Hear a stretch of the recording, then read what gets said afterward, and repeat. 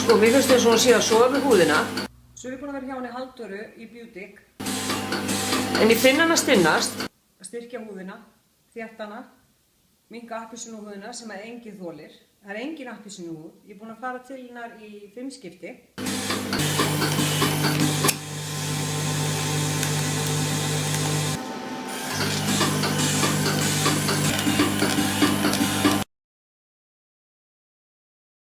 Tæki sem er með 2 hitageislum, annars vegar bipólargeisla og hins vegar infrarauðum geisla.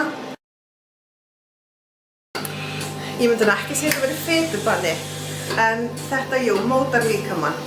Og maður getur unnið á ákveðnum svæðum á líkamannum. Eins og með hendurnar, bingóið, það er rosalegur árangur á því.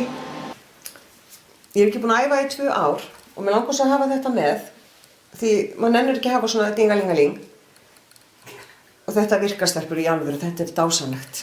En það er ekkert að handleggjanum á þér?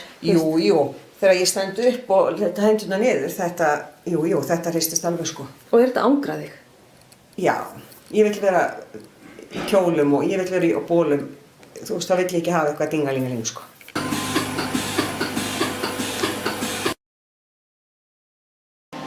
Appelsínuhúðin aftan á lærunum, innan á lærum. Þannig þetta er svona staðbundið svæði sem við erum að vinna á. Nú erum við að taka svæði hérna í kringum nafla. Það er ofta erfitt að eiga við það. 6 cm yfir mjaðmir og 7 yfir maga.